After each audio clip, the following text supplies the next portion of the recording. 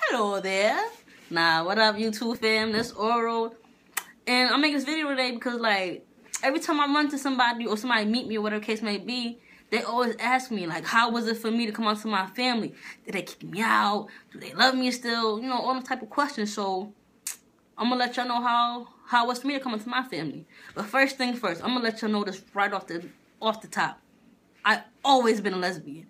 I don't care. I always was attracted to girls ever since I was a little shorty. Like I don't know what age is that, but I always loved the ladies. I always loved the ladies. And it's like whenever time I play house, I was always Pops. I was Pops. And they used to argue like, no, you mom. Like, I'm Pops. You the dog. Get out of here. And whoever was the mom, I take them in the cut and just kissing them like, son, I knew. And also, Lord Jesus, my sister had the baddest friends ever. Do you hear me? Ever. Lord Jesus. So you know how hard it was for me to pretend like I wasn't attracted to them? Oh, I just wanted to pull them to the side like, girl, I may be not a temple. Ooh, you know what I do to you? Oh, Lord Jesus. My sister's gonna be mad. I saw your bones and not my fault. I'm sorry. I couldn't help it. But anyways, I'm gonna just jump into it though, on the real. So, the first person I tried to come out to was my sister Bones, actually. It was, I think like I was 17 maybe. I called her up. I'm like, yo, Bones, I gotta tell you something. She's like, what, you pregnant? I'm like, no, I'm not pregnant. She's like, what's up? And I was like, I think I like girls. I think they're cute. She's like, what do you mean you think you like girls? I said, I think they're cute. She's like, that's okay. You know, it's okay for you to see a girl and think she's cute. She said, I see girls and, you know, like, oh, she's cute and that's it. You know, that's all it is. It's just they're cute. And so with her telling me that, because I was ready like to pour my heart out to her. But she just like straight shut me down. I'm like, dang. So I'm like, all right, yeah, haha, it's a joke, nah. You know, so after that, I was like, nah, I ain't trying to tell her again till later down the line. So after that, I just, you know, kept pretending like, you know, I like the guys, but I just kept pretending, living this lie until I met my best friend E. Shout out to you, baby. I met her at McDonald's, and she one night I needed a ride home, and she gave me a ride home. Now pause. Like y'all remember when y'all watch those movies, it be raining outside, the person in the car looking out the window, and they got the sad music or whatever playing in the background. So that's how it was for me. I'll never forget. I was looking out the window, and I just turned my head like, yo, E, I'm gay. She's like, I know. Like she didn't flinch or nothing. She was like a G, like, I know. I'm like, I was offended because she said she know. Like, how do you mean you know? She's like, I know. I'm like, dang. And with me, it was like levels and steps and just stages with me. Like, I wouldn't just admit I was like full-blown lesbian. Like, it was stages. Because first thing I told him, like, I mean, I'm gay, but like, I'm not gay. Like, I just like to look at girls. And she was like, what? I'm like, I just like to look at girls. She's like, whatever. And, you know, she just went along with it. She ain't say nothing else. She's like, oh, okay. And she just, like I said, she just went with it. And so after that, the next stage I told her, I'm like, yo, E, I'm ready to kiss a girl. So she looked at me like, I'm like, nah, chill, son. I don't want to kiss you, chill. It's not like that. She's like, oh, all right. I'm like, you like my sister. She's like, all right then. So I think a couple months went by. I went away to school.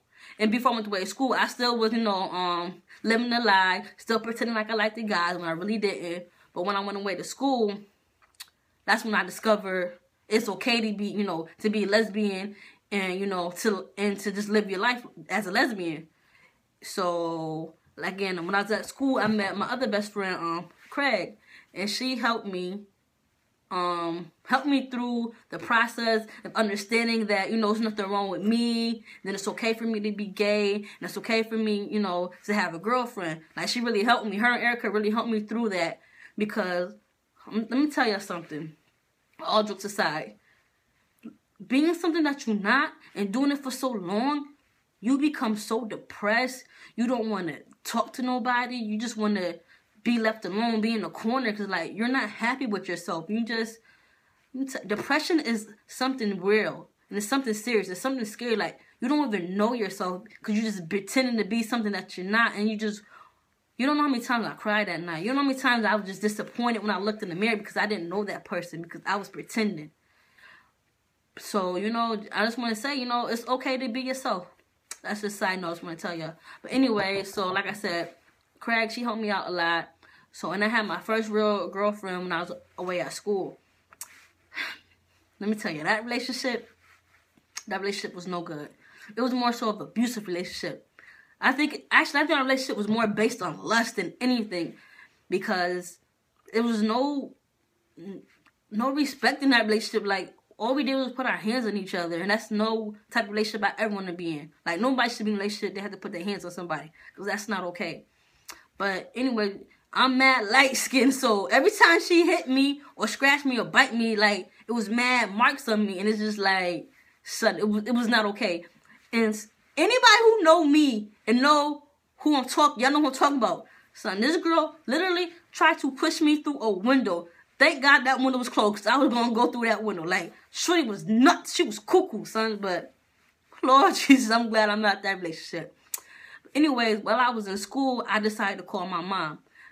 Now, before I called my mom, I had it all planned out in my head, had it all scripted. Like, I'm going to tell her, she's going to cry. When she cried, now I'm going to cry. We're going to cry together. We're going to get over it. And everything. That's how I had it in my head, all planned out. So I called my mom on the phone. I'm like, yo, Mom, I got to tell you something. And she like, what, Chelsea, you gay? I'm like, I was shocked. Like, who told you? Before I could tell you. I'm like, yeah, Mom, I'm gay. She's like, oh, okay. I'm like, okay. Like, I was hurt that she said, oh, okay, because, like, had it all planned out in my head. Like I told you, it was supposed to run on a script. I was supposed to tell her I'm gay. She's supposed to cry, da-da-da, nothing. She just said, oh, okay.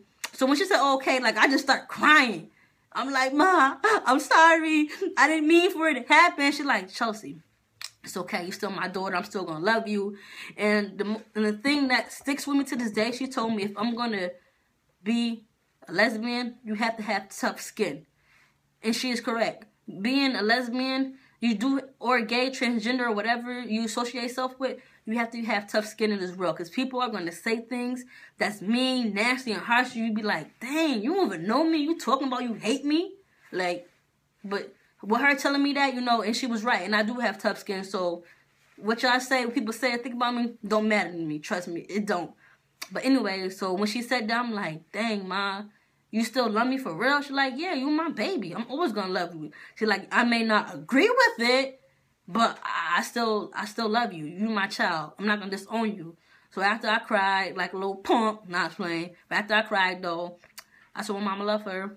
And that was the end of that, you know. She was cool. And I will always respect her for that, you know. And to this day, she's still supporting me. And she support my relationship that I'm in right now. So, Ma, you my number one, baby. I love you, Jimmy. But anyway, so after I told my mom, I told my sister, I called Bones again. So this time, I'm like, yo, listen, Bones. Nah. I'm like, yo, Bones, I got to tell you something. She like, what? I'm like, I'm a lesbian. Let me tell you something. Let me tell you, if you watch this, Bones, listen. You's a selfish individual. Because the first thing she said, y'all, was not all pressure on me to have a baby. Like, it's not about you. It's about me. How could she say something like that? She's so selfish. But nah, I told her. And, you know, she like, you know, I kind of figured because you never talked to me about boys. You know, you never asked me for advice or anything and whatnot. So, after that conversation, you know, she was okay with it. She was cool. You know, she's supportive like my mom. She's very supportive, just like my sister and my mom. They're very supportive. Appreciate you for that too, Bones. And so after I told my sister, next person I told was my aunt. Now listen, I told my aunt, and I texted her and I said, I said, Auntie, I gotta tell you something. And she said, what, you pregnant? Pause. Why every time you tell a family member you gotta tell them something, they always assume that you pregnant? Always. Always. Anyways, so I'm like, no, I'm not pregnant. So she called me. So I'm like, dang, why she calling me? I wanted to text her. I didn't want to talk to her on the phone. So she called me. I answered. She's like, what's up? I'm like, where you at? She's like, I'm at church. I'm like, oh, man, you at church?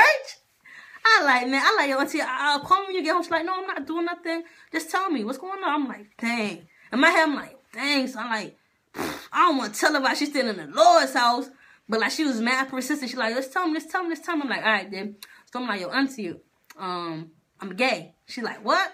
I'm like, yo, Auntie, I'm gay. She's like, what? I'm like, yo, Auntie, I'm a lesbian. She's like, phone went quiet. Next thing I know, she just started crying. Now, my auntie is the only one who gave me the reaction I thought my mom was going to give me. It's crazy. But she just started crying. And then I started crying. She was like, Chelsea, I can't believe that's not the life I want you to live. I don't want you to go to hell. I want you to go to heaven. Blah, blah, blah. Just going off there. Just crying. I'm like, oh, my God. So she's like, I got to go. I can't talk to you. I can't talk to you. Just hung up on me. So I'm laying in my bed crying like, dang, auntie don't love me no more. Nothing. So then my mom come running upstairs in my room like, Chelsea, what you just told your auntie? I'm like, I told her on game. My mom just put her head down and started shaking. And she like, your auntie over here crying, acting like you dead. She got me thinking you dead upstairs. I'm like, no. So I think about like 2 weeks. Cause about 2 weeks went by. My auntie, we didn't speak. For 2 weeks, after 2 weeks, you know, we spoke. We really didn't speak about it. Like, we don't talk about it. But she know, you know, I think it's still hard for her kind of, you know, to realize that, you know, her little niece is gay, or I'm sorry, lesbian. I think it's kind of still kind of bother her, but, you know, she never really spoke on it about me, spoke to it about me, you know, and how she felt about it after that first incident. But she seems cool about it, you know. When I have questions or need kind of advice about, you know, my relationship, you know, she do help me, you know. So she's coming around, I think. And last but not least, my grandma. Let me tell y'all something. My grandma, old school Christian, old wholesome woman, good God-fearing woman. I thought my grandma was gonna beat the gay out of me. If it was possible, if it was possible for somebody to beat the gay out of you, it was gonna be my grandma. You hear me? I thought she was gonna go outside, get a branch, come back in, and just beat me, just beat the daylight out of me. But she just like, actually, let me pause real quick.